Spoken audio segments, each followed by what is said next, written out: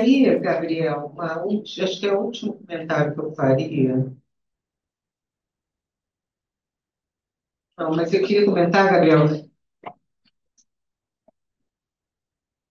é, não, porque você falou sobre como ela te fala que fazer o dragão não, era fazer o palhaço, né? Quando pede para você assumir aquela. E ela fala para você: não, mas você não é o palhaço, você não faz palhaço no carnaval? Eu fiquei me lembrando, assim, isso o dragão sempre me lembrou disso e eu acho que eu nunca comentei com você. Mas, porque tem a ver com a tese da Priscila, lembra a Priscila Carvalho, Priscila do Design? Que era sobre os bate-bolas. E eu acho que tem alguma coisa ali que é isso, que como o dragão, ele subsume a pessoa, nesse sentido é diferente do carnaval. Né? Porque ali na dissertação, na tese da Priscila, ela mostrava o bate-bola homem e o bate-bola mulher. Com o bate-bola homem, você não conseguia saber quem estava por baixo da fantasia. E com o bate-bola feminino, o rosto ficava à mostra e o corpo era todo evidenciado. A graça era o corpo. Então, assim, eu acho que o dragão não é bem uma calça da gangue, tudo bem. Mas, assim, ele é preenchido pelo corpo, mas ali a identidade de quem está ali desaparece. Então, assim, acho que tem alguma coisa com essa fantasia do bate-bola. Você podia talvez ter, né, se você quiser levar adiante essa discussão sobre o dragão, dar uma olhadinha na tese dela para pensar, né, como o bate-bola esconde a pessoa e o dragão é a mesma coisa. Né? O humano, teoricamente, desaparece ali. Né? E aí, um último comentário para o Igor.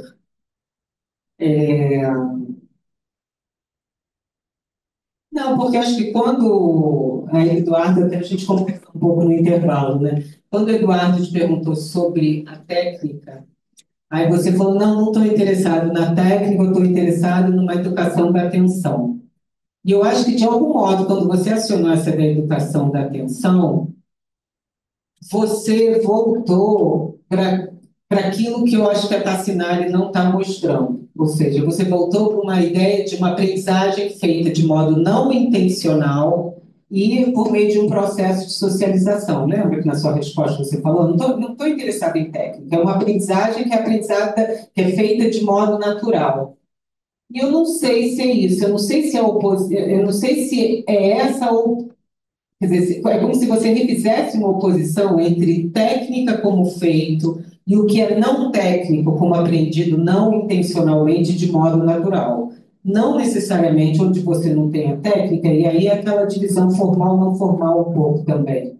Né? A aprendizagem, e você usou essa ideia do espaço formal supply? Não, até tem lugares, agora a gente tem escola de boiadeiro, né? Formal, mas aqui no não formal não é técnica.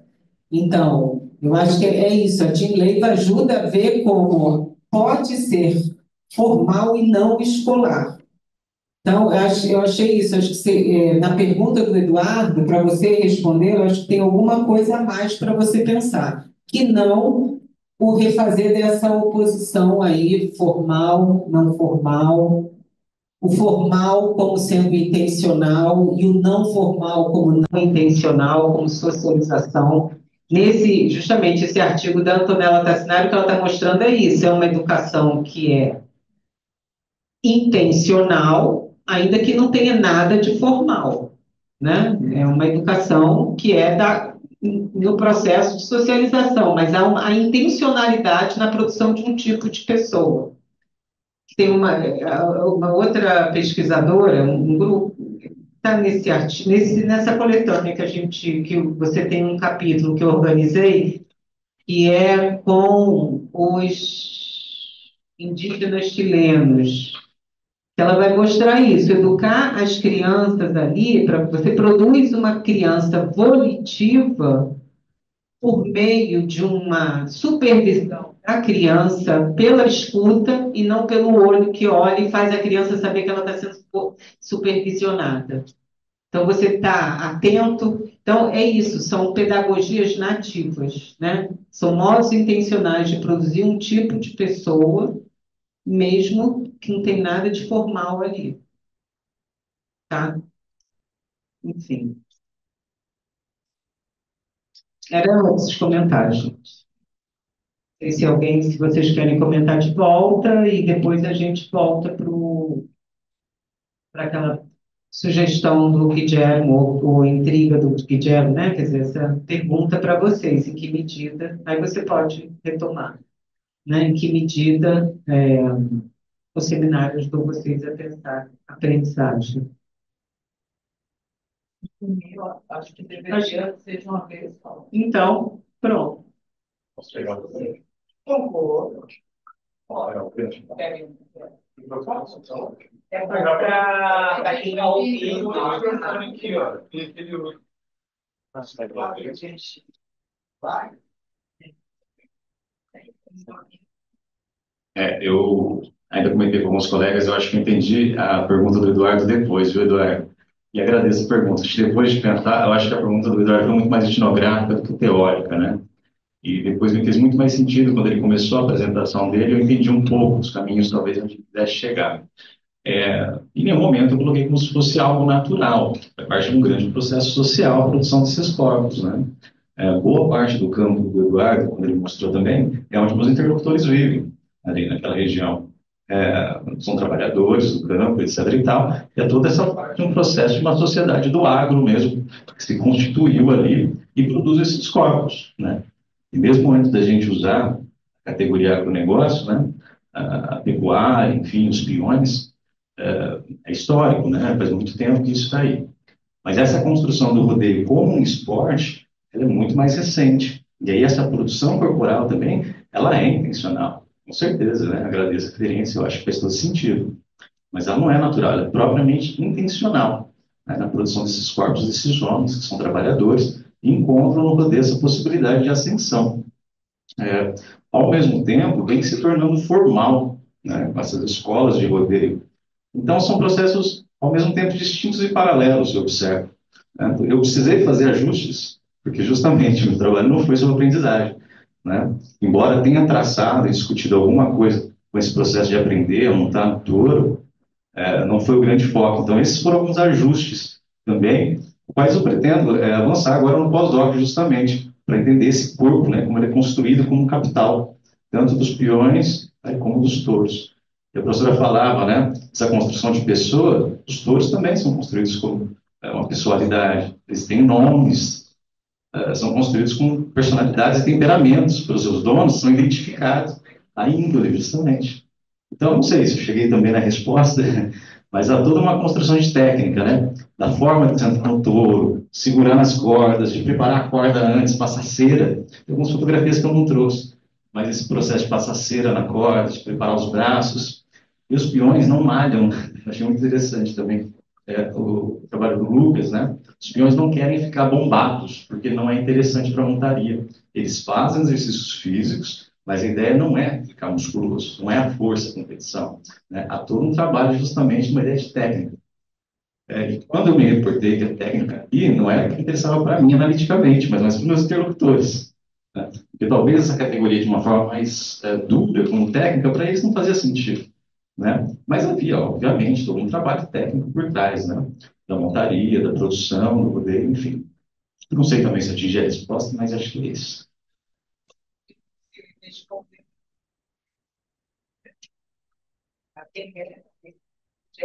Mas essa a lógica parece importante nesse momento, justamente estamos encerrando os trabalhos, chegar a uma síntese, trata de fazer uma banca para vocês, essa etapa já passou. E também das apresentações, a gente tem mais o que interessa que a gente consiga fazer nesse momento privilegiado, estamos juntos ainda, algumas síntese coletivas a partir tanto estímulo que a gente recebeu nas últimas 48 horas. Bom, ainda estamos aqui, mas é importante aproveitar o momento. Evidentemente, eu espero que esse diálogo continue, daí nossa proposta a gente consiga publicar coisa aí. Também serve um pouco como exercício editorial. Quais são as linhas a partir das quais conseguimos fazer com que já houve touros, peneiras, árvores de borracha, toda essa heterogeneidade que aqui está. A partir, claro, como não tem aprendizado que não seja deliberado, que não queira, então há sempre uma funcionalidade, esse nosso aprendizado ganhar em explanação. É isso. Muito menos interessado na resposta que cada um pode dar, e mais em síntese, uma síntese coletiva, pensando no imediato. Eu queria falar um pouquinho assim, a partir do que eu me lembro disso, e de alguma forma, já começando a responder um pouco, ou colocar o debate que o Guilherme está trazendo. Obviamente, algumas coisas eu não havia pensado até chegar aqui. A própria ideia da aprendizagem na minha tese era uma coisa muito diminuta. Os rapazes, eles estão, de alguma forma, se encontrando e eles querem aprender como colocar o shape. Então, embora eles estejam querendo aprender, na minha tese eu não dou esse destaque que, por exemplo, eu dei aqui. Mas eu queria comentar, então, essa coisa da aprendizagem é uma, e a coisa da artefatualidade, das materialidades, que é tão óbvia, né? Agora parece muito óbvia para mim, enquanto eu estava escrevendo, não, talvez eu seja antropocentrado demais. Mas naquele momento que estava fazendo meu trabalho não era uma coisa. Mas enquanto vocês falavam, e especialmente você falando agora, me veio. Eu estava conversando com você também depois, né? E ele disse, de fato, sem aqueles materiais ali não tem a prática. No caso de Michael, você precisa ter um chão ou um espaço, mas no meu caso, realmente, você precisa ter aqueles materiais. E aqueles materiais, eles são materiais que precisam ser aprendidos a ser construídos, né? Então, enfim, vou viajar um pouco aqui. E eles precisam aprender a ser construídos, e eu mostro um pouco na tese como é que, pelo fato de serem materiais madeira, ferro, concreto, estarem próximos da praia, receberem chuva, há uma série de tentativas por parte deles de manter o máximo do tempo aqueles materiais funcionando. A maneira de controle é geralmente amarrar tudo, colocar um cadeado e entregar a chave para que algumas pessoas tenham aquelas chaves. Então tem uma série de controles para que aqueles materiais perecíveis, né, ganhem a maior longevidade possível.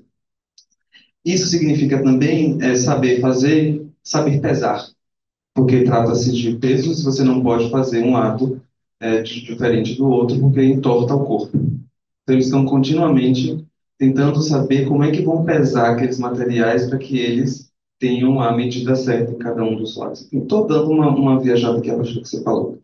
E a briga, parecer que você vai bater na outra pessoa, era uma forma de controle desses materiais. Quando você era brother, você se transformava brother de uma outra pessoa, significava que você estava também aprendendo a cuidar daqueles materiais. E se você não fazia isso, uma briga era encenada. Então, na tese, eu comento um pouco sobre a encenação dessas brigas, que nunca viravam brigas de fato, era mais a imposição de alguém que tinha mais intenção de cuidar. Então, não sei exatamente onde é que eu estou querendo chegar, mas esses comentários me ajudam a pensar isso, eu quero continuar pensando. Quando fui escrever peças menores, né, eu defendi no ano passado, é a primeira vez que eu estou retomando o material da minha defesa para poder falar.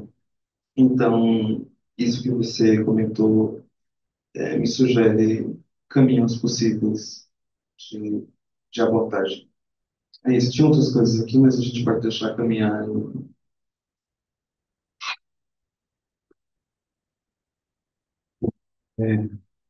O primeiro a falar, né, no evento todo, e para mim foi ótimo, né, apresentar e tira já essa ansiedade, nervosismo, e você começa a ficar relaxado para ver todo mundo apresentando.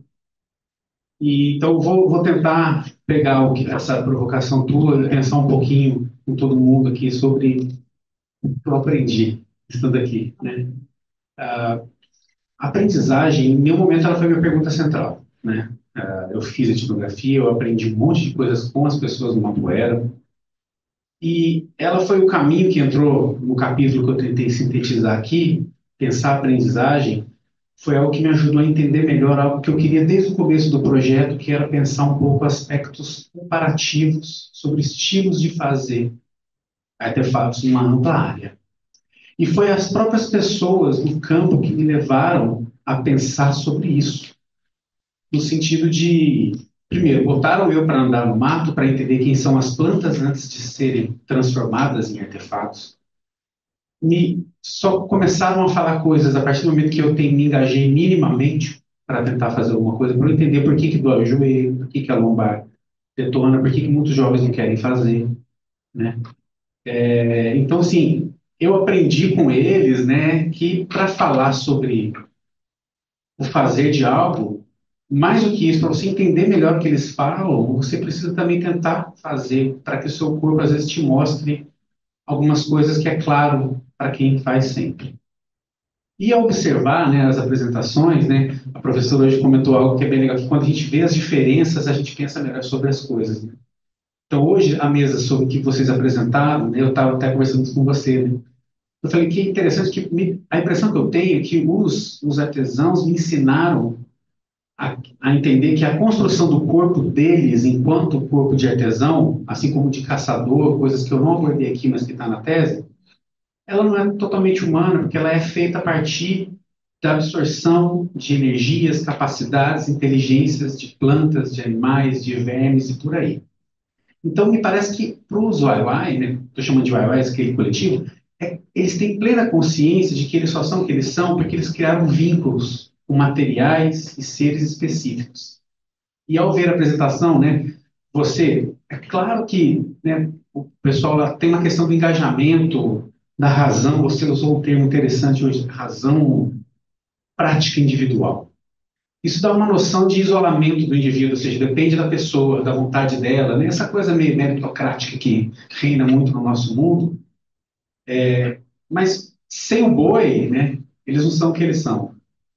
Sem todo esse material que o pessoal faz, que eles constroem, que tem que saber construir, eles não conseguem construir o corpo deles, né? No teu caso, eu fiquei meio assim pensando, como? Porque basicamente se alongar, né? Pô, eu morro de preguiça de alongar, eu joguei basquete a vida inteira, sempre me dei mal, porque eu matava o alongamento, sabe? Eu pulava a parte do alongamento, fingia que... Enfim, né? Ela não doeu no canto total, tem um corpo duro, sim, isso foi motivo de muitas risadas lá. Então, assim, ao me ver, né, diante de algumas apresentações aqui, né, eu comecei a entender melhor, talvez, que de fato, se eu tivesse talvez começado o projeto com aprendizagem, talvez eu teria investido mais em estudar sobre essas coisas de aprendizagem, pudesse conseguir refletir de uma forma mais sintética, mais holística, em certo sentido, né? Bom, eu também não sei onde quero chegar com a fala, não estou pegando aqui, estou refletindo com vocês todos aqui, nesse sentido de que esses contrastes, eu acho que botar todo mundo aqui que talvez não tivesse essa pergunta nesse autoaprendizagem, tenha mostrado a importância dessa dimensão de como é importante problematizar algo que a gente faz diariamente, né? A gente está sempre aprendendo alguma coisa, mas sem parar para refletir sobre isso. A gente é obrigado a aprender um monte de coisa, né? Em termos virtuais, então, não se fala, cada dia uma demanda nova, né? E como isso é fundamental para formar quem a gente é e para formar quem são as pessoas com as quais a gente está aprendendo. Não era isso. Não se preocupe se vocês não sabem onde vocês querem chegar. É importante que nós saibamos aonde queremos chegar. Entendi. Então, assim... Eu acho que não sei se a gente sabe onde quer chegar, mas a gente vai chegar, você sabe.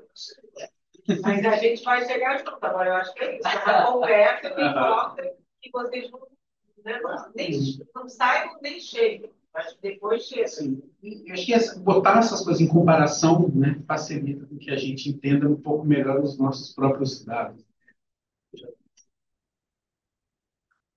Bom, vou ser rápido, eu vou tentar só fazer uma questão aí da síntese em duas partes. Bom, para mim não foi diferente de todo mundo aqui, o foco não foi o aprendizado, e quando eu fui fazendo o resumo para enviar, eu comecei a perceber como o aprendizado está lá na minha tese. Minha tese eu já tinha defendido há 5, 6 anos atrás, e foi uma coisa de retornar a ela e pensando. E a questão do aprendizado ali, eu acho que ela foi não só no meu caso, mas nos outros. Ela está ali. Talvez seja, não tem como se fazer uma etnografia, né? Sem falar em aprendizado. No meu caso, tem aprendizado humano e tem aprendizado não humano. Assim. E a outra coisa é a questão também de fazer. A etnografia é aprendizado, né? Assim, você falou aqui, eu agradeço sobre minha relação com o alimento, alguma coisa. Só estomacal. É, sim, uma relação. Sim, organoléptica, mas também é uma coisa sensitiva, assim, e a outra metade está aqui.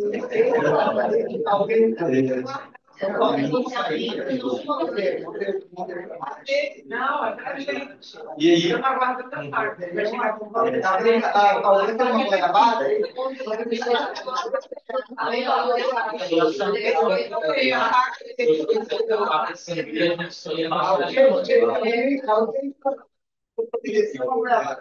bom, e aí eu estava comentando com o Igor de que essas coisas que não vieram exatamente para mim na infância, mas vieram coisas. Hoje eu consigo identificar o que acho que é diferentes regiões do estado, um diferente grau de maturação, tem algumas coisas. Consigo identificar diferença de um gado indiano com um gado europeu, do capim gordura com o capim nativo, algumas coisas que vêm junto com esse aprendizado. Acho que são essas duas dimensões.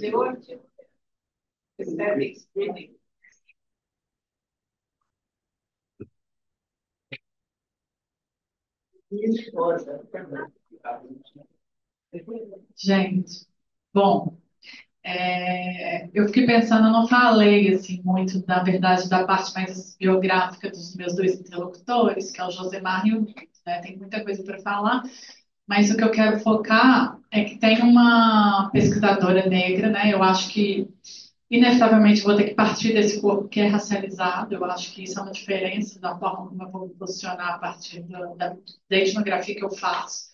Não tem como eu olhar para um homem negro e não pensar coisas que só uma mulher negra vai pensar, né? Então, a Luane Bento, ela trabalha com as transistas, ela tem uma tese muito bem feita. Hã? Ela fez aqui. Eu a conheço. Sim, ela fez na PUC, ela está na UF agora, né? Acabou de tomar posse. E ela faz um pouco uma reflexão sobre o uso das mãos e de como que é adquirido esse aprendizado das trançagens, porque se aprende a trançar num ambiente doméstico, né? Geralmente por uma necessidade de domesticar aquele cabelo que está sendo vítima de uma série de estigmas e preconceitos, mas ela vai resgatar como que tem também um aprendizado que é ancestral e a Laila, que é uma colega também que pesquisa lá na UNB, está fazendo mestrado dela sobre transistor, ela está justamente, conhece? Ela está justamente refletindo sobre como que esse aprendizado se dá, essa coisa que a gente chama ancestral, que é uma nebulosa para uma mulher negra, para a gente entende o que é ancestral. Mas como é que você... Ancestral, um aprendizado ancestral, muito abstrato. Então, vamos parar e pensar como se dá a passagem desse conhecimento, né? E o Nildo e o Josemar, vou falar primeiro do Nildo. O Nildo é um guineense, né? Então ele é de etnia manjaco, ele é falante de crioulo, falante de manjaco, falante de português. Ele aprendeu a cortar, que é uma técnica distinta, no universo doméstico também, por uma paixão, por uma curiosidade, né? Que é uma coisa que inclusive aparece e tem até diálogo com a sua tese, essa coisa da criatividade, da curiosidade. Eu falo da curiosidade na minha dissertação, né? E ele vai cortar o cabelo, ele vai pagar barato, vai cortar das crianças, depois ele começa a fazer o nome dele e é reconhecido como um cabeleireiro da vizinhança, né, do bairro dele. E no contexto da diáspora, chegando no Brasil, aí que ele vai aprender a dreadar. Porque o dread em Guiné-Bissau é relacionado à marginalidade, ao uso de maconha, que é uma coisa totalmente estigmatizante.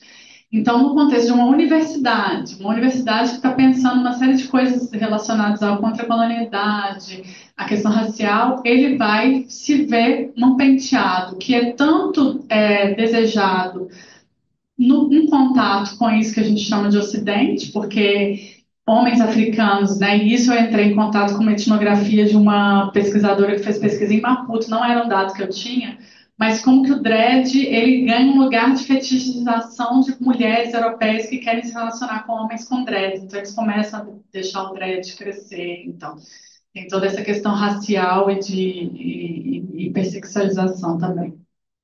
E aí ele aprende a dreadar, que é uma técnica. Então, assim, eu tenho alguns dados relacionados a esse aprendizado também, e ele considerado um dos melhores dreadeiros da Unilab, né? Que também é uma comunidade diaspórica de pessoas da CPLP inteira.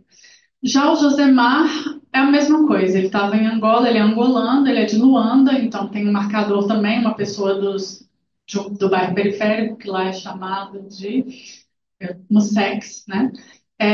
E aí ele vem falando de português, não tem língua étnica, não foi repassada a língua étnica dele, tem Angola, Luanda, é um lugar que você tem, diferente de vários países africanos, você tem a terceira geração de pessoas que não falam a língua nativa, né? Que é uma coisa muito peculiar de Angola. E ele aprende a cortar também por curiosidade, porque ele acha bonito, porque ele se encanta pelo ofício e começa a cortar. Então, talvez investigar o que é esse contato, pensar as questões históricas subjacentes, uma vez que em Angola, dependendo, por exemplo, para os Bakongo, só se corta quem é iniciado ritualmente, né? Não é qualquer um que vai ser cabeleireiro, não é uma coisa espontânea, brotando. Mas então resgatar, não sei, a história, a biografia desses dois interlocutores e pensar as formas de acesso a esse aprendizado. E é um aprendizado que está em diálogo com questões relacionadas ao colonialismo, à questão racial, à questão global. Enfim, me passou pela cabeça, não deu tempo de falar, mas foram questões que eu fiquei pensando que já estão como elementos na etnografia que eu estou produzindo. É isso, obrigada. Rosa, você ia falar ou eu vou falar? Nossa, já que está aí, fale aí em seguida, passamos a. Eu acho que eu não tenho nenhum comentário assim muito grandioso, mas queria pegar o gancho que o Léo falou, que eu ia falar isso também. Então, acho que está numa redundância, né, a etnografia das aprendizagens. Porque eu acho que todo mundo aqui começou a falar, falando, eu não pensei em aprendizagem quando fiz minha etnografia, porque já é algo dado, a gente não vai para campo para ensinar ninguém, né? Vai para campo para aprender. Assim, óbvio que as pessoas falam, que elas fazem a língua, enfim, acho que é tão dado isso que nem se coloca, né? Que seria outra coisa. E aí, talvez uma sugestão seria brincar com o próprio termo etnografia, vendo como a gente poderia criar um novo termo que fundisse etnografia e aprendizagem, sabe? Assim, que eu acho que tem algo aí para se pensar, que pode ser interessante. Aprendigrafia, não sei. Cada um pode pensar aí nas suas combinações de termos, misturas de línguas, enfim, pode ser. Porque eu acho que quando a gente fala em aprendizagem, né, e acho que essa é a pergunta dele, principalmente, é dialogando com o campo da educação.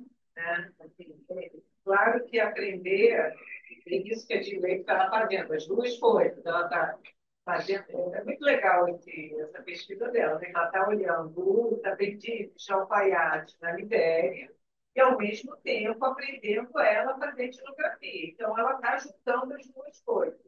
Acho que a pergunta dele é pela segunda coisa. Então, fiquei falando, o que a etnografia ajuda, a gente já sabe que a etnografia resolve. Né? Mas quem é que aqui estava com foco na aprendizagem, mas aí pensando na aprendizagem no aprender, o ofício, uma prática, sei lá, né? Tudo isso. É que eu acho que, pelo menos aí é a minha experiência, né? Eu acho que para mim não tinha outra coisa a não ser aprender. Para eu fazer a etnografia, eu precisava aprender a fazer a pessoa lá, enfim, aprender a língua. Então, acho que não tinha, aprender um ofício também. Eu acho que vários trabalhos estão nessa linha também, né? Não sei, me veio um pouco isso. Isso é uma boa notícia, Rosa. Significa que deu certo para você, a sua experiência para fazer etnografia. Não, também deu tudo errado, né? Que a gente repare que esse é o estado ideal de todos quando nos embarcamos de experiência. Às vezes a gente me aprende. Então, isso é uma boa notícia. Mas o que nos interessa, e daqui a pouco eu vou abrir o jogo, né? Daqui a pouco eu vou abrir meu próprio jogo para você. Sim, aqui ninguém é bobo, porque tratar de aprendizagem sempre há uma intenção. Não vou abrir o jogo. Sem pegar na leite da verdade. Ele vai falar, abrir o jogo. E nesse nível, há uma coisa muito interessante. Muitos de vocês vocês eram nativos antes de se tornarem desses franciscanos. O João Caetano é um exímio capoeirista. Embora ele seja muito jovem, toda a vida dele fez capoeira. Como ele disse, ele agora, quando cresceu um pouco mais, ele virou antropólogo da capoeira. Mas ele é um especialista da capoeira. E que mais que tem? Gabriel. Então, aqui mas a pergunta se refere à incorporação da aprendizagem como fenômeno, como está colocado nesses termos, como tema da pesquisa, ou como fenômeno embutido nas relações sociais que nos interessam em campo. E que, você tem razão, via de regra, nós estamos, como nós, nos parte do nosso credo, da nossa fé, é dizer que tudo é socialmente construído, com isso tem baixado esse problema. Mas o problema está longe de ter sido resolvido do ponto de vista analítico e teórico. Por isso que esse seminário está sendo feito. E aí, eu fiquei pensando, para as pessoas que já eram nativas, né? Sabem se importante, elas podem falar um pouco mais, porque parece que quando você se coloca, quando você se torna um antropólogo da capoeira, também passa a pensar o que é ser um capoeira, né? Assim, não que ele não pensasse, mas quando ele passa a voltar ao campo enquanto um psicólogo, ele começa a olhar para si mesmo, entendeu? Assim, eu acho que também está no mesmo registro, né, de aprendizagem. E aí o segundo ponto que eu ia trazer, que parece interessante também, eu acho que muitos trabalhos tocam na técnica, né, de jazz, fatos. Eu acho que tem uma combinação aí com a discussão antropológica de pessoas, que vem está trazendo. Eu acho que tem uma pessoa muito no sentido da estrada, né, enquanto pessoa no compósito de relações, de pessoas e coisas, né? Eu acho que aí tem algo que une todos os trabalhos, que é tentar que a estrada está falando de pessoa, mas ela está falando da pessoa Gaia, né? E aí, como a gente pode pensar nessas diferentes camadas de pessoas, né? Então, como a gente está falando de pessoas afrodiaspóricas, a gente está falando da pessoa Young, a gente está falando da pessoa que é construída, né? Enfim, eu acho que tem muitas camadas de problematizar a pessoa numa categoria universal, né? Pensando nessa noção da estática, né? Mais genérica de relações entre composições de pessoas e coisas, né? Então, acho que tem vários atravessamentos aí que podem ser interessantes nos cursos. Obrigado. Ana Maria. Queria escrever aqui. Outra. Mas depois eu quero posso. Claro. Vou falar algumas coisas, que não dá para falar tudo que me dá vontade de pensar. Claro que vocês sabem que é um dos temas que eu pesquiso, não o único, né? Mas eu acho que essa provocação de fundo que a Vigélia está fazendo, né, que já começou a aparecer, nós todos sabemos que vamos a campo para aprender, né? Daí a dizer que nós revelamos nos textos etnográficos os nossos processos de aprendizagem vai uma distância enorme.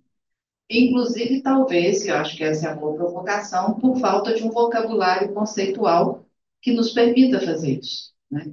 Talvez esse possa ser um desafio interessante, né? Antes de retomar algumas coisas da Jim Davy, claro, vou querer comentar com vocês, mas é muito interessante a gente pensar pelo menos essas duas categorias de etnografias que apareceram aqui. Os nativos que estão se tornando etnógrafos, que é uma questão mais recente, né? Então, quem já é praticante e aí vai se tornar um praticante da etnografia, vamos tentar lembrar disso. Ele é praticante e ele vai ser um praticante de outra ordem, um praticante de etnografia. Mas a gente tem coletâneas muito interessantes, aqui a gente também tem alguns casos, de quando o etnógrafo não era um praticante e ele tenta se tornar um praticante. Tem etnografias que isso não acontece, né? Eu estava exatamente conversando com o Lucas sobre isso. E tem etnografias, tem uma coletânea do Trevor Martin que ele vai fazer exatamente essa escolha, né? O Make Knowledge, ele vai trabalhar só com os praticantes etnógrafos que, ao longo de suas etnografias, se tornaram capazes de praticar aquilo que eles estavam, e é um percurso específico, nem todas as etnografias. Então, já aí também a gente tem, vamos dizer, algumas modulações que nos permitem fazer um confronto, né? O que poderia acontecer. A gente pode partir da observação de Gregory Bateson, que o organismo... A gente só volta mais e faz uma coisa mais como você falou, etnoaprendizografia, né? Já temos a palavra, já temos a palavra. Enfim, uma aprendigrafia, né? Que de fato uma coletânea que pudesse, no começo, chamar atenção para esses problemas de interesse, ou seja, o interesse de escrever o processual da coisa, e depois uma série de textos que, do ponto de vista analítico, investem nas categorias dos próprios interlocutores, já permitiria ver muito mais coisas, né? Que aqui a gente viu, mas a gente ainda viu em construção, né? Acho que... Posso fazer um comentário? Eu acho, assim, tive a impressão, Ana Maria, que eu acho que ali a fala do Gabriel ilustra bem essa ideia da falta de vocabulário. Ou seja, quando a pessoa, aí sim, está interessada na aprendizagem, né? Mas vê que o vocabulário não dá conta. A imitação não dá conta de dizer o que é aprender por imitação. Aí, nessa hora, um vocabulário sobre aprendizagem vai ser fundamental para ajudar, né? E aí é isso, é quando você vai, por exemplo, sair da imitação prestigiosa do Mozart para ir para toda a discussão que você teve acesso com a Jean Leigh e com a Ana Maria. O vocabulário é antropológico. O vocabulário, mas a ideia é quando você volta, desde para mim é sempre limitador. Volta a vez quando ele diz que você só começa a aprender alguma coisa quando você percebe uma diferença. Então, quando a gente não tem como perceber, a gente olha e não vê. Quando alguma coisa te percebe, leva a perceber a diferença, você começa a aprender. Isso volta na mudança, cai. Eu acho que é coisa desse tipo. Eu estou dizendo que agora estamos tendo muito conceito, mas essa capacidade de olhar e ver. O trabalho da Miriam, a ver como está na minha família, eu aprender a ver no Black, entendeu? Você não vê o que você... É aquela tensão impressionante entre você não vê o que você não sabe que existe e você começa a ver depois que você sabe. Então, é uma tensão, né? Então, enquanto não houver uma diferença, eu venho um pouco a ideia do lugar nesse sentido, que te permite olhar e ver algo além do que você pode dizer, você vai olhar e ver floresta. Não vai ver as árvores, não vai ver as funções. É que eu acho que esse aprender a ver da Miriam também está fazendo referência ao aprender a ver da Strathern. É o learning to see da Strathern. Eu acho que estaria mais próximo a como falar um pouco de... Ixi, toma. Mas o passar o jogo está aberto.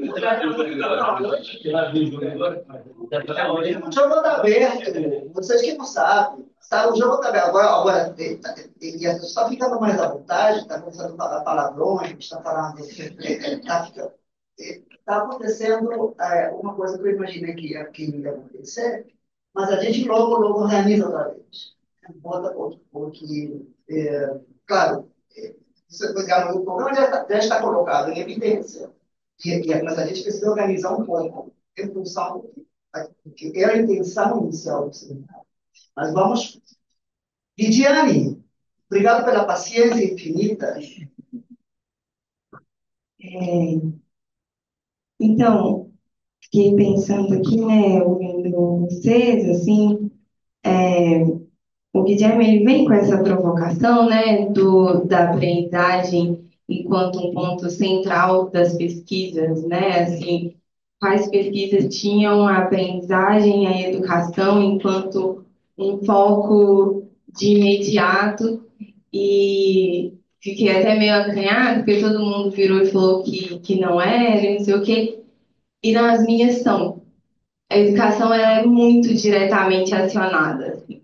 É, e aí, ontem, né, eu falei um pouco de um panorama muito longo de 3 pesquisas que eu fiz durante esse pouco tempo meu de vida e experiência acadêmica. Então, vou falar, partindo um pouco do que eu aprendi com a minha pesquisa da monografia e agora na dissertação, o quanto a educação e ela num sentido muito amplo do ensinar, do repassar e do cuidado com a aprendizagem para o outro, seja esse outro mais velho ou mais novo, é fundamental para sobrevivência na diáspora.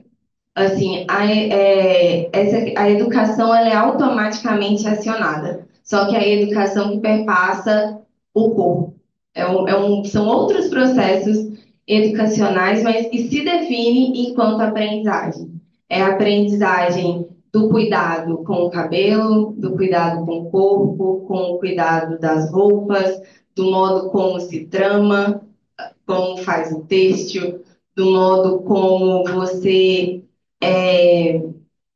e como que muitos antropólogos com quem eu converso, que eu converso teoricamente, né? Muitos antropólogos com quem eu converso teoricamente que estudam o corpo, sempre traz essa noção da aprendizagem do saber, assim. Fico pensando muito na Nilma Lino Gomes, que ela fala, né, dos saberes estéticos corpóreos, que esses saberes, eles são aprendidos e repassados, principalmente por mulheres negras, para a juventude. E por que é um saber que permanece? Porque ele é um saber que ele está ancorado ali no cuidado, nesse corpo que se existe no mundo. Então, a educação e a aprendizagem, ela é muito fundamental nas pesquisas assim, que eu tenho feito. E aí agora, na dissertação, a coisa do aprender a costura, o que é a aprendizagem da costura. Só que é interessante que as 4 designers com quem eu estou em diálogo, nenhuma costura.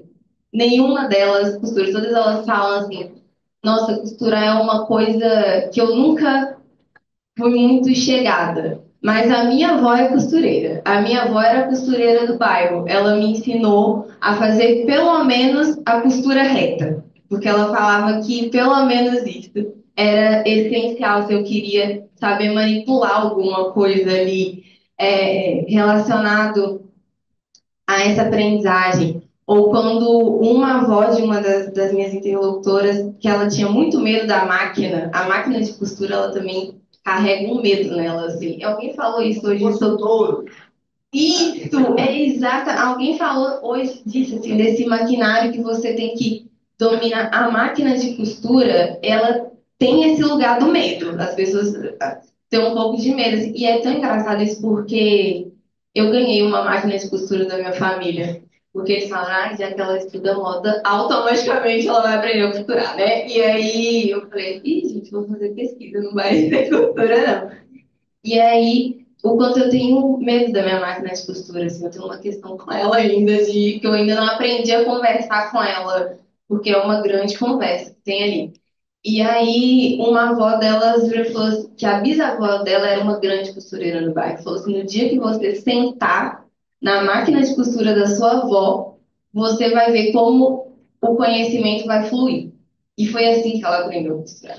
E isso é muito assim, e elas consideram tudo isso aprendizagens e educação. Então, isso para mim, a estética, ela está tão associada aos processos educacionais e de aprendizagem, que já é uma coisa que já está sempre ali nos eixos das minhas pesquisas, assim. Inclusive, quando eu falo exatamente disso, desses saberes estéticos corpóreos, esses saberes que são educadores sociais também, porque essa estética que educa quem está vendo essas pessoas circulando.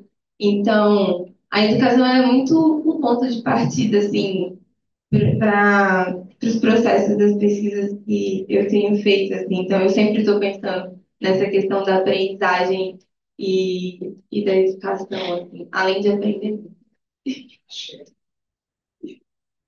Obrigado, Tiago. Vamos passar a palavra ao Maicon, que está aqui desesperado. Mas já que chegou a sua vez. Bom, eu vou falar rapidamente do meu trabalho, mas porque eu acho que a partir de minha trajetória eu consigo realmente, não sei, talvez alcançar uma síntese do que para mim representou esse modo de colocar os nossos trabalhos tão diversos em conversa. Enfim, eu pensei. Primeiro, eu parto de uma prática, né? A flexibilidade. Eu não estava pensando exatamente no que, no sujeito flexível. Só que pensar essa prática já foi ser dirigido para um contexto de aprendizado, em que o aprendizado, assim, definitivamente não é uma entre tantas coisas em que os flexíveis se engajam. Isso pela particularidade do campo, né? Eu trabalho com a prática que é competitiva, portanto, com um esporte, né? Em geral, os praticantes, eles estão procurando realmente evoluir, procurando autossuperar-se, procurando levar seu corpo ao limite. Em um primeiro momento, assim, cerca de 5 anos atrás, eu escrevo um artigo pensando justamente um dossiê sobre esportes extremos, pensando em como os artefatos, os elementos arquitetônicos, como entram na composição desse corpo, né? Só que depois me ocorreu que isso não era tudo, porque apesar de ser uma prática extremamente competitiva, há relações de solidariedade, há relações de, enfim, como eu escrevo, um colaborativo corpo a corpo, né? Ou seja, na verdade, eu estava um pouco preocupado em como a prática se sustenta, não só no sentido de ser criada, como de ser levada adiante. E pensar isso é pensar em algumas premissas que sustentam esse aprendizado. Então, por isso que, se minha tese hoje, não é, Milene? Se minha tese hoje, ela havia sido pensada, bom, esse é um capítulo sobre aprendizagem, esse outro será sobre rivalidade. Eu descobri que não, que ou é só sobre rivalidade, ou é só sobre aprendizagem, porque essas duas sensibilidades, elas estão diretamente assim associadas. E pensar em sensibilidade é justamente pensar nos humores e certas disposições que fazem com que a prática seja levada adiante, com que esses atores eles entrem em relação. E também no campo, eu muitas vezes interrogava os flexíveis, bom, por que vocês fazem isso? E o mais que eu colhia eram respostas assim, extremamente evasivas. Então, eu entendi que não era a pergunta interessante, relevante para eles. O relevante para eles era perguntar como e não por quê. Né? Quando essa virada do como, aí a gente vai para as disposições, né? E aí você vai falar sobre um processo e não as razões. Eles nunca se perguntaram, bom, por quê? Porque às vezes a gente chega com perguntas que nunca lhes foram feitas e que são alheias aos seus interesses, às suas, né? E aí pensando também com Stangues, aquilo que é relevante, aquilo que importa para a prática. Né? Já o como não, é possível falar como se deu.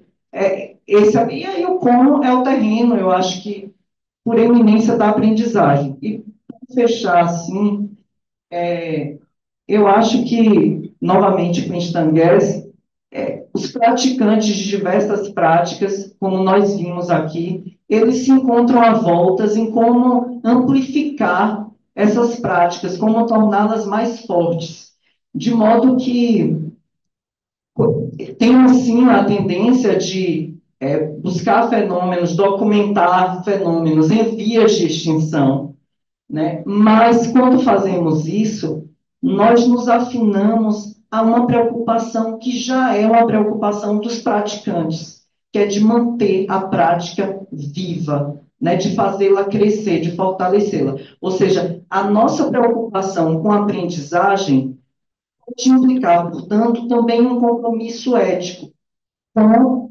os nossos interlocutores, de modo, agora fechando realmente, que eu acho que muitos dos nossos trabalhos, e eu penso a aprendizagem novamente como uma forma, em seu processo generativo, como um processo de sensibilização, de criação de sensibilidade, como muitos dos nossos trabalhos, o cuidado e a estética, eles estão, assim, diretamente associados no trabalho de Lucas, no trabalho do Gabriel, no trabalho da Lidiane dos cabelos, ou da Denise dos cabelos, da moda, no sentar, é o bom modo, quer dizer, até que ponto é moral, até que ponto é estética, nós não sabemos.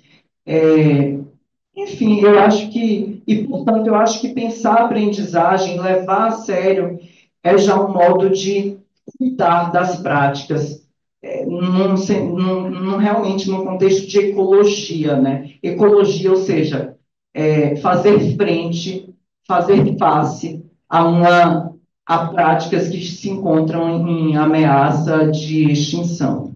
Compor com essas práticas. Isabel, queria, por favor, passar o Eduardo pediu a palavra, pergunto se nós podemos ir encerrando, vou revelar o jogo dela. E a gente vai, a gente começa a encaminhar para o tem café e vamos preparar para os testes. Teste 1. Temos para ouvir a Cristina, um tradutor simultâneo. Vai ser com dragão ou com leão? A festa vai ser com dragão ou com leão? Todos, facas, Todas as danças. todas as danças e todos os bichos e as bichas. Bora lá, Isabel. Olha, é o seguinte, eu estava aqui pensando algumas notas, né? Não são coisas muito elaboradas, mas notas que eu fiquei. Bom, o tema do seminário fecha completamente com o meu tema de pesquisa, é o que eu venho perseguindo, essas questões, né, de pensar o que é aprendizagem nessa perspectiva, né? A gente está discutindo aqui agora. A questão das materialidades, porque o meu trabalho com a questão ambiental, isso é uma chave importante que conecta a gente com, né, aquilo que é o outro que humano, tal, enfim.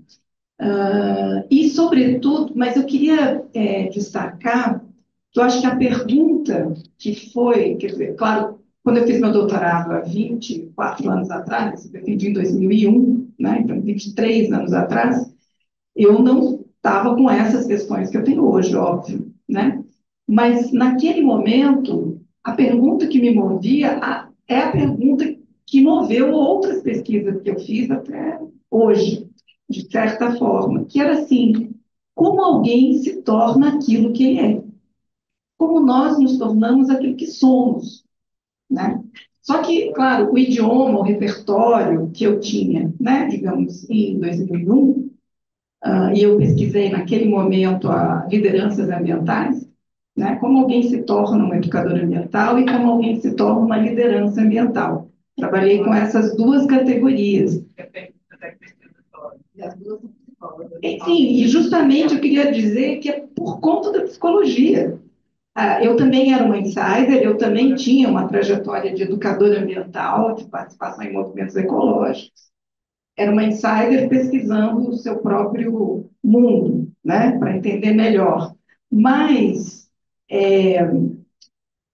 o interessante é porque como é que se chamou a categoria que ficou mais conhecida a partir do meu trabalho, até hoje as pessoas me cobram no campo ambiental, quando eu vou falar, se eu rejeitei minha categoria, porque eu não uso mais ela tanto, né?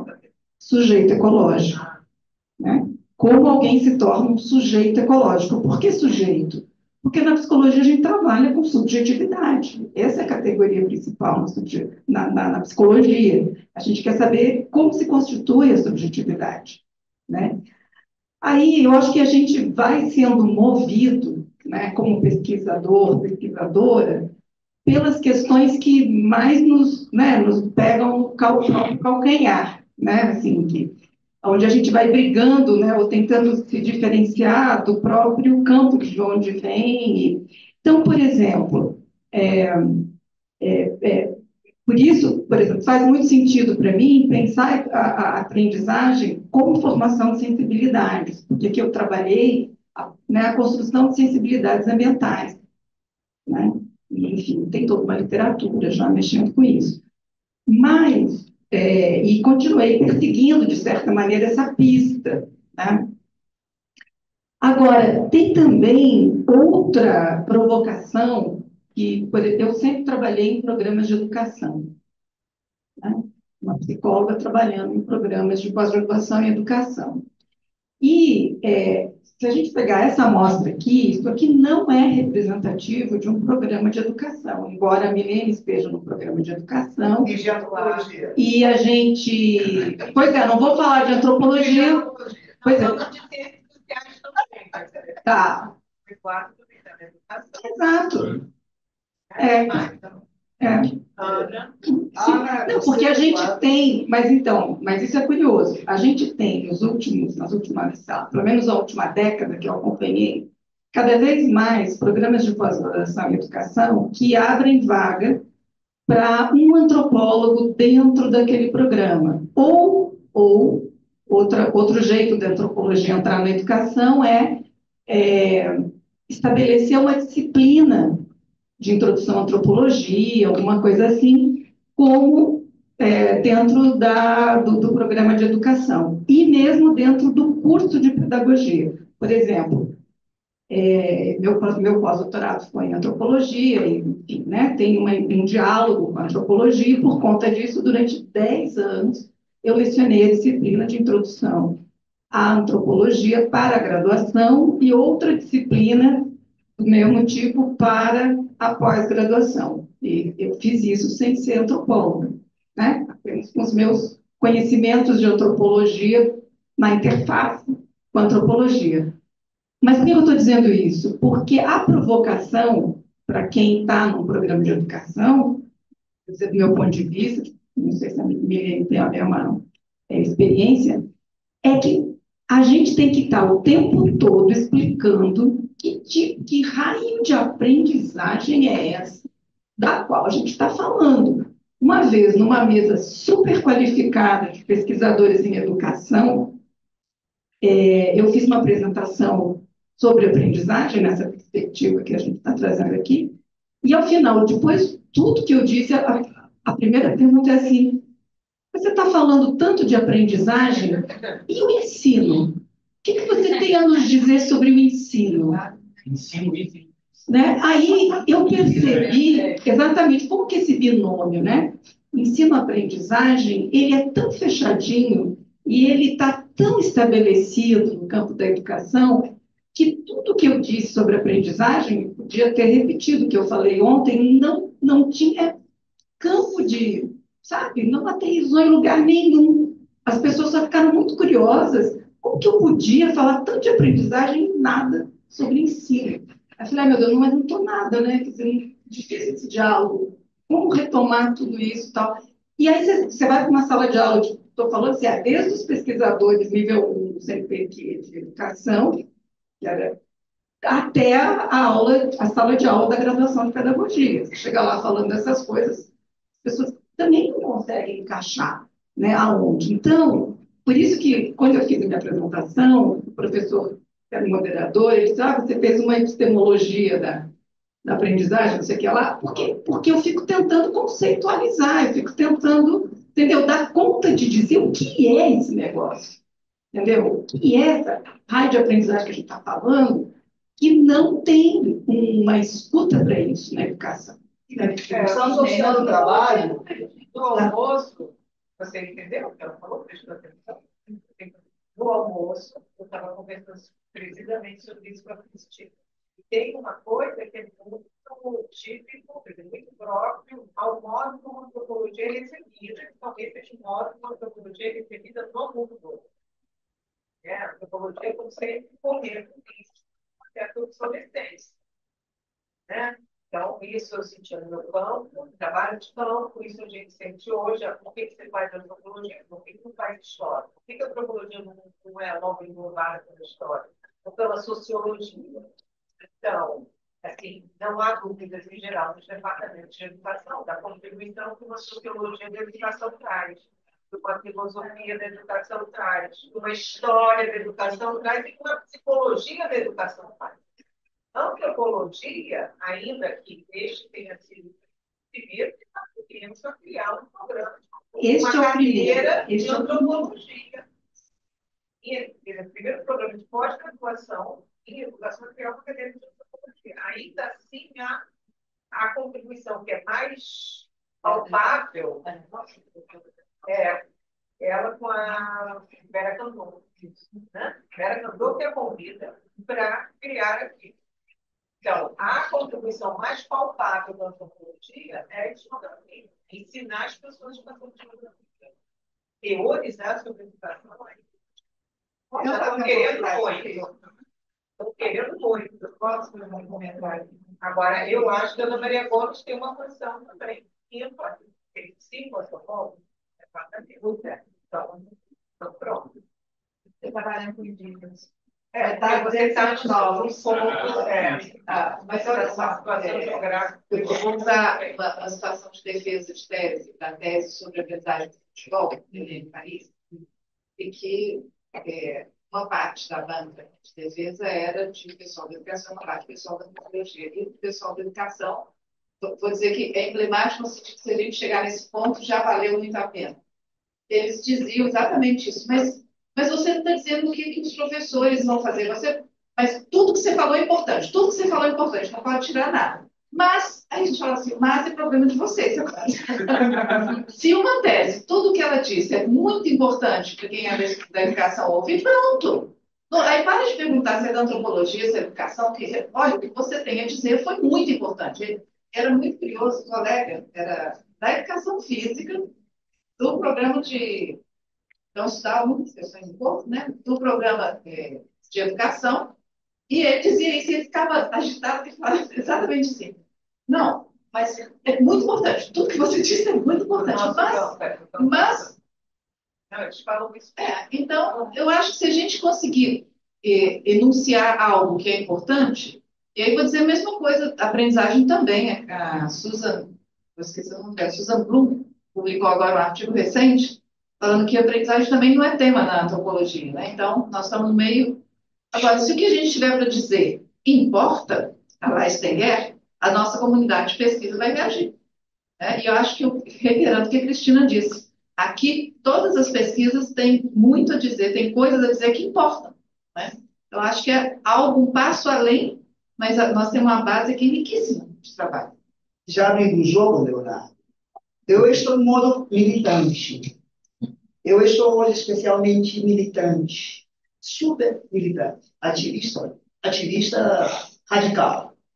Porque minha preocupação nessa discussão toda passa em parte por ali. Por isso que poderíamos chamar genericamente de distribuição social do trabalho dos antropólogos. Que nessa distribuição, nessa divisão, nossas colegas da educação, que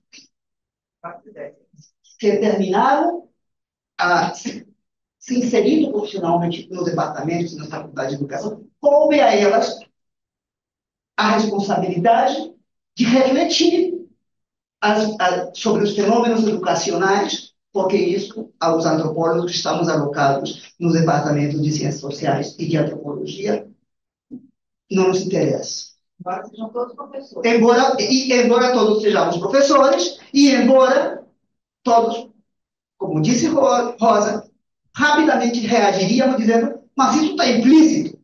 Parte do problema, Rosa, parte do problema é que sempre está implícito. E nós precisamos que deixe de estar implícito, que passe a ser colocado de maneira explícita, e que paremos de estar jogando essa responsabilidade para nossas colegas da educação. Especialmente porque, veja, não é por acaso que isso que chamamos, eu ainda não sei exatamente o que é, mas isso que chamamos de antropologia da educação no Brasil, interessa fundamentalmente às antropólogas que estão na Faculdade de Educação.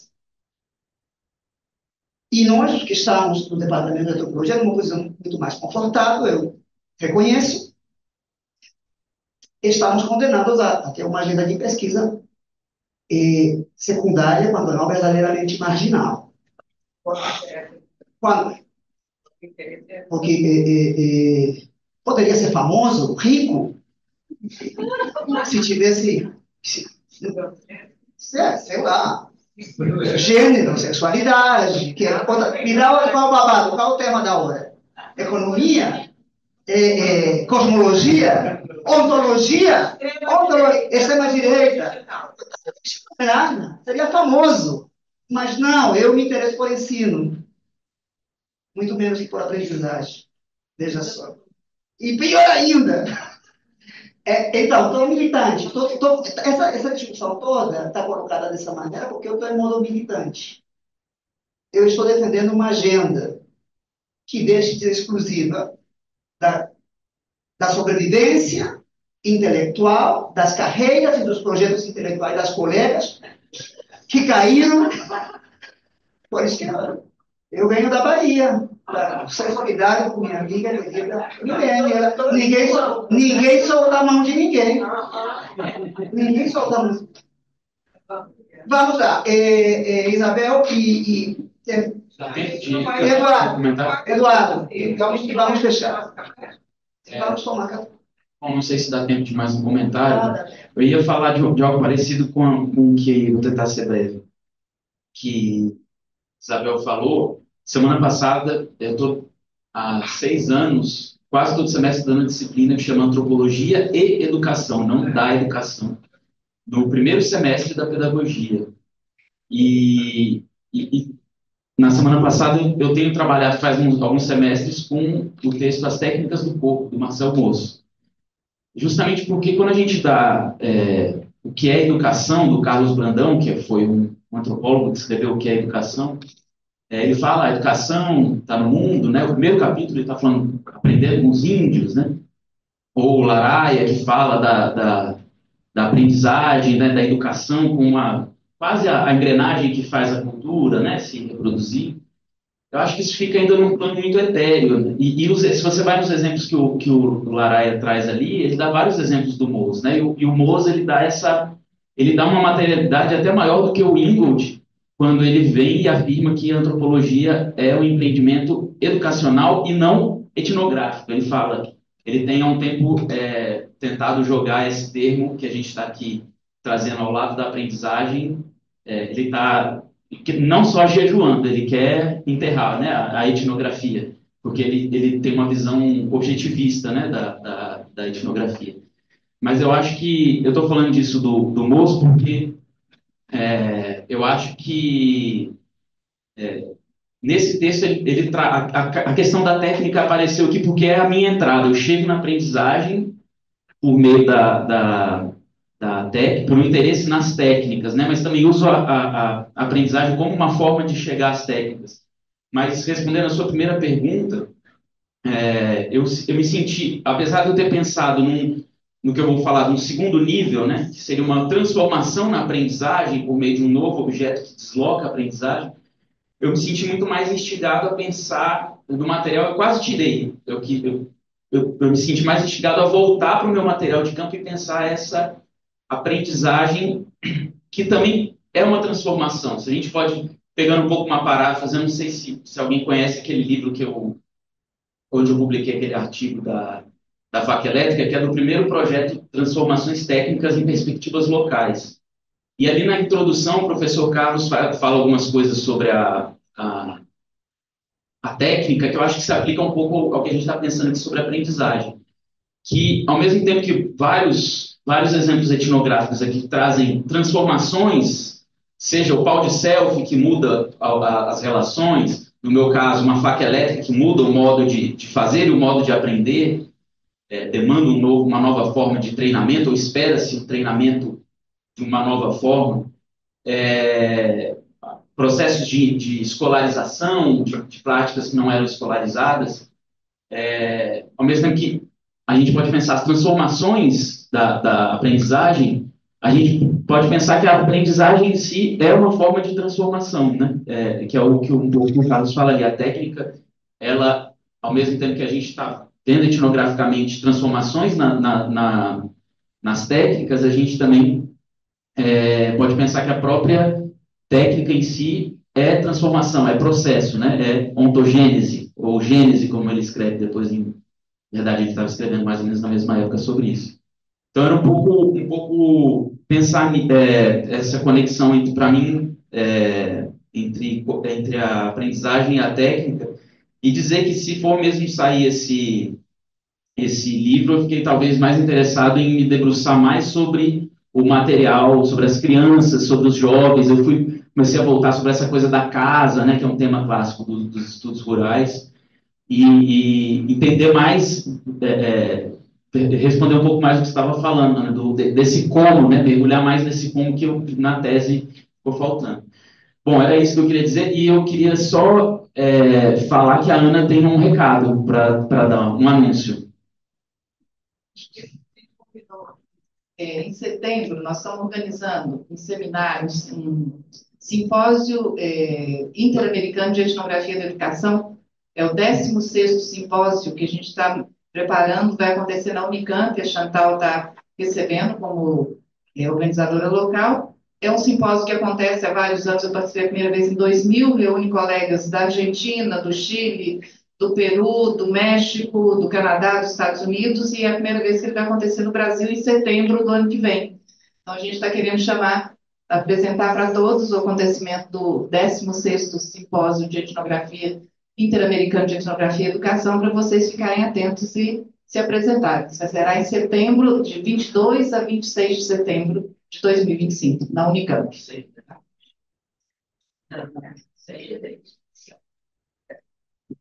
Obrigada. Gente, vamos, olha, são 4h20, 4h30 a Cristina tem a fala dela, tem um cafezinho lá fora, tem o Cristiano que vai fazer a tradução, então...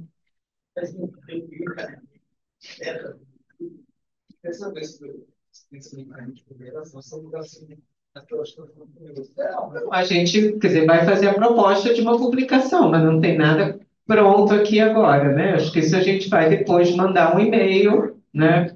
Pedir paper. Esse era isso não está sendo. Mas, de fato, nós não. Parte do exercício consiste em ver que a resposta para essa ideia, porque passa por explanar isso que você está um pouco essa. E você foi muito generoso ao aceitar uma proposta de pensar essas pesquisas sobre outras coisas da perspectiva que interessava a gente, e por isso nós estamos absolutamente gratas e grátis. Foi muito generoso da parte de vocês aceitarem o convite. Então, obrigado. E, vamos, claro, a conversa está começando. Claro, vocês também podem debater a hora que quiser. Nós somos pagos para isso. Temos a obrigação de continuar falando disso. É isso. Obrigado.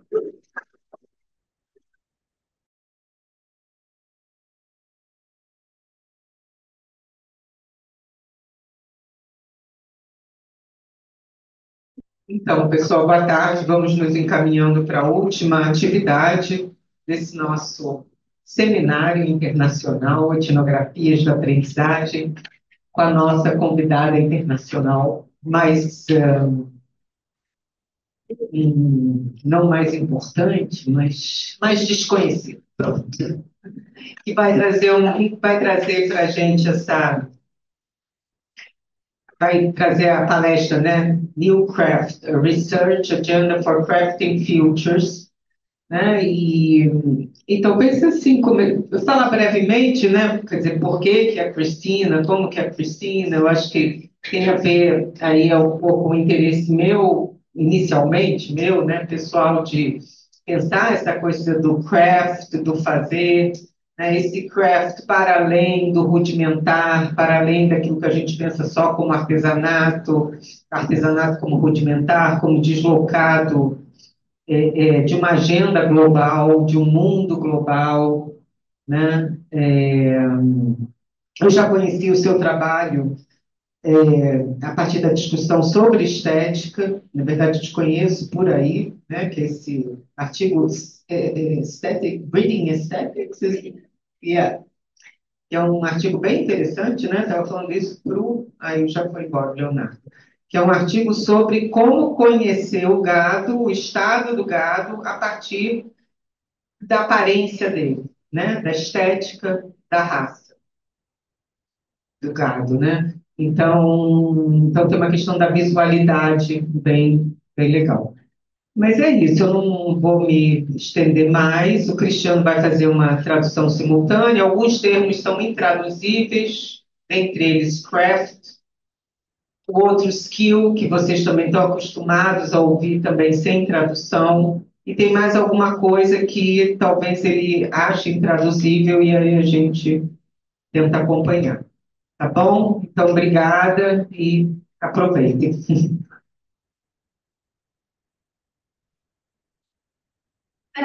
Thank you, Milene. Thank you for having me. And yes, I want to thank Milene and Guillermo and all of you really for pampering me these days. It's been a very nice discovery that I still understand Portuguese after 30 years. But of course, I cannot speak a word. So thank you to the translator for doing this job for me. This is not going to be a lecture. I feel I have learned a lot these last 2 days, and it would be preposterous to pretend I have something to teach you. Instead, I am proposing a research agenda for crafting futures, which is really mapping the point I am now. Can I continue? Yeah. So this is a research agenda that I am still developing. It builds on a project I just completed, Food Citizens. I'm going to talk about it a little. And it builds on my other ongoing work on skilled vision and heritage. So it moves beyond food.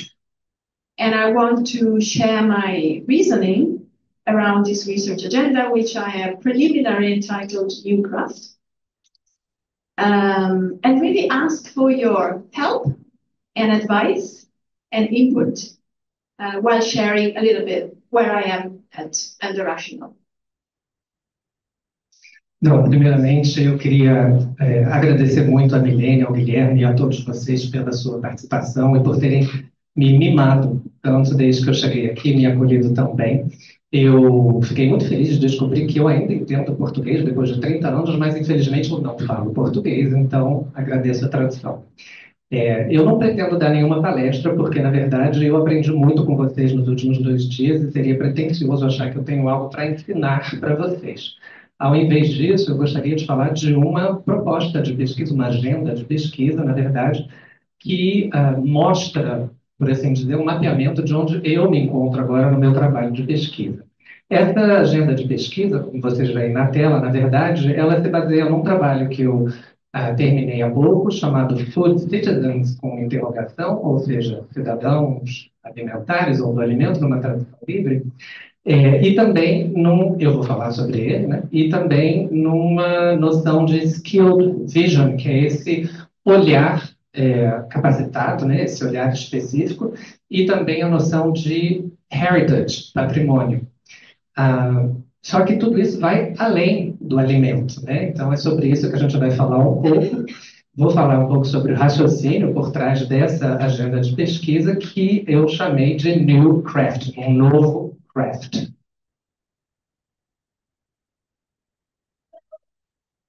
Pandemic and climate crisis have revealed the vulnerability and inequality of socioeconomic systems based on global commodity flows. which black box and de-skilled labor, and are dependent on few and far apart centers of material production and knowledge creation.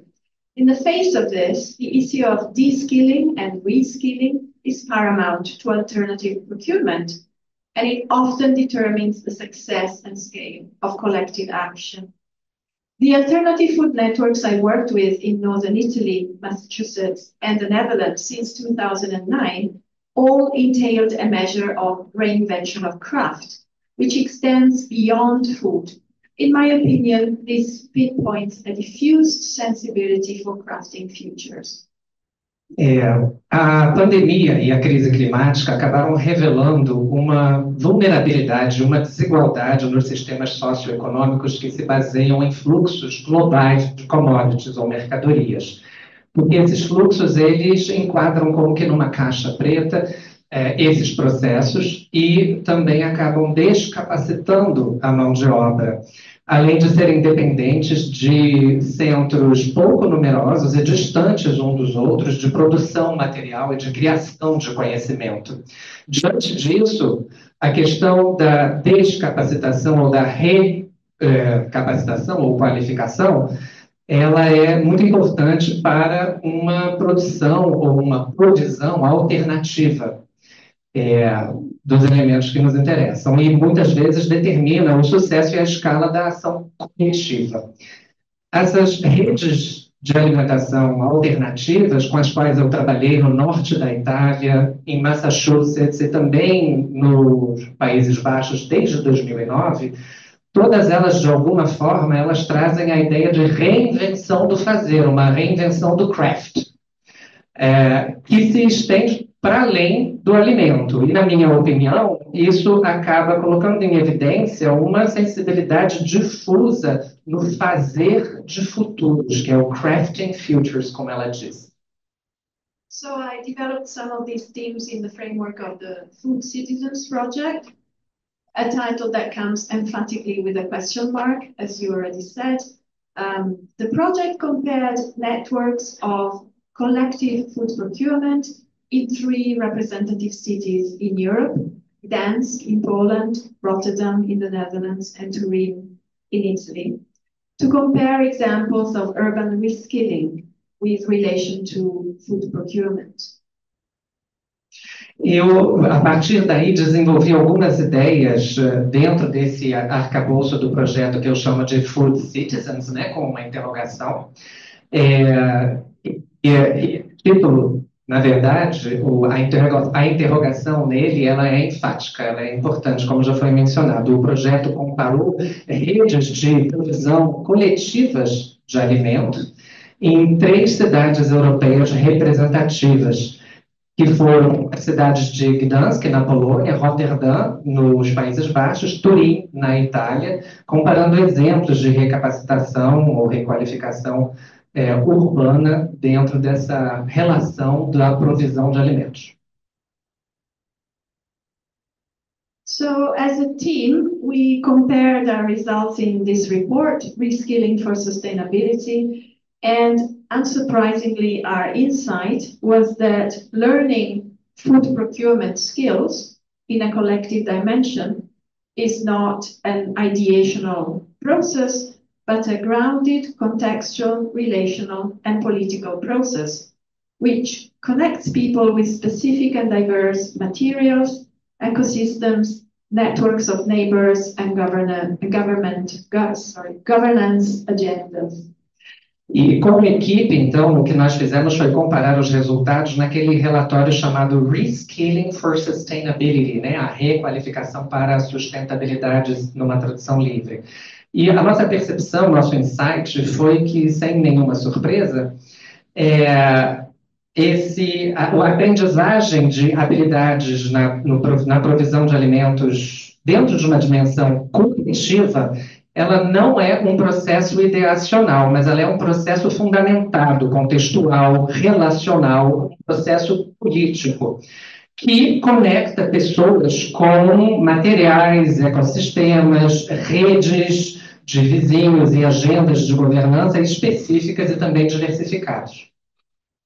So it struck us that this learning exceeded food and rather attempted to elaborate and remediate through food many aspects of societal and individual well-being. For example, the inclusion of workers with a distance to the job market, or caring for patients in mental health care, or providing green services to one or more neighborhoods. And I use this as a departure point to argue for the relevance of craft practice to future making in general and beyond food. Então, nos chamou a atenção de que essa aprendizagem, ela excedia, ela ia além do alimento, né? E, na verdade, tentava elaborar e remediar, através do alimento, muitos aspectos do bem-estar individual e social. Usamos isso, então, como ponto de partida para falar sobre a relevância desse craft, né? Dessa prática de craft, de fazer, para a construção, a feitura de um futuro de forma geral, né? E além da provisão de alimentos. Então, por exemplo, incluindo a inclusão de trabalhadores distantes do mercado de trabalho, ou a oferta de serviços, por exemplo, ecológicos, ou serviços de cuidados de pessoas na terceira idade, enfim, falando de várias categorias. So this brings me to discuss the reinvention of craft. Craft is a complex and controversial notion. It defines disparate forms of action that are only loosely connected by the notion of making something by hand. In the new politics of the handmade, Black and Burrish, notice how the role of craft has transformed under late capitalism, and I quote, "Craft in a global context is now mobile, flexible, available on demand, highly desirable, and ready to use." In this market hegemony, craftivism may obscure ethical, environmental, and labor issues in the chain of production, thus performing craft washing. Communities of craft practice exist, or rather resist, between a vacuum of futuring policies on the one hand and heritagization on the other, which associates craft and skilling with the past. Their relevance to collective future making often goes unrepresented, while industrial design invests on envirotech systems that are envisaged as devoid of bodies of learning and of skills. Isso me levou, então, a pensar na reinvenção do craft, né? A reinvenção desse fazer. A palavra craft, na verdade, é uma noção complexa e bastante controvertida, porque ela define formas bastante díspares de ação que são, de maneira mais ampla e vaga, conectadas a uma noção de fazer algo à mão. Mas na publicação do New Politics of the Handmade, seria uma tradução livre, a nova política do feito à mão, Black and Burrish, esses dois autores, eles percebem como o papel do craft, desse fazer, ele foi transformado no capitalismo mais recente. E aí eu cito os autores, né? O craft, no contexto global, ele agora é móvel, flexível, disponível sob demanda, altamente desejável e pronto para ser usado. Então, essa hegemonia de mercado, o craftivism, que é esse ativismo ligado ao craft, ligado ao fazer, e isso é uma explicação minha na tradução, pode obscurecer, e eu cito, questões éticas, ambientais, ou trabalhistas na cadeia de produção, fim da citação, o que acaba levando ao que foi chamado em inglês de craft washing. Enfim, esse termo não tem tradução. E as comunidades de prática, elas existem. A prática do craft, ou, na verdade, elas resistem entre um vácuo de políticas de construção de futuro, por um lado, e uma patrimonialização, por outro lado, desses fazeres, que associa o craft e o skilling, né, esse desenvolvimento de habilidades, de capacidades, ao passado. Tem patrimonialização nesse sentido, né, de heritage. A relevância deles para essa construção coletiva de futuro, muitas vezes ela fica subrepresentada, enquanto que o design industrial, ele investe muito nos sistemas tecnoambientais, que são vislumbrados como desprovidos de corpos, de aprendizagem e de habilidades específicas, de skills. To this, I oppose something that is called poiesis of intensive innovation. This is not an expression I invented. It's a notion coined in Milan by the Bassetti Foundation for Responsible Innovation. And it means a culture of learning that is not necessarily tied to capital-intensive, high-tech, long value chains. It is a kind of making that is associated with artisanship and care. Poiesis intensive innovation does not come from protocol, but from knowing how to do things. And this form of innovation is driven by soft forms of knowledge, such as routines, organizational patterns, aesthetics, and worldviews. It is often associated with small workplaces, such as workshops, and small-scale laboratories. Então, a partir daí, o que eu faço é criar uma oposição entre uma inovação de alta poiesis, ou poiesis intensive innovation, como ela está falando, que é uma expressão que não foi cunhada por mim, na verdade, ela foi cunhada em Milão pela Fundação Bassetti, né? Bassetti Foundation for Responsible Innovation, para inovação responsável. E trata-se, na verdade, de uma aprendizagem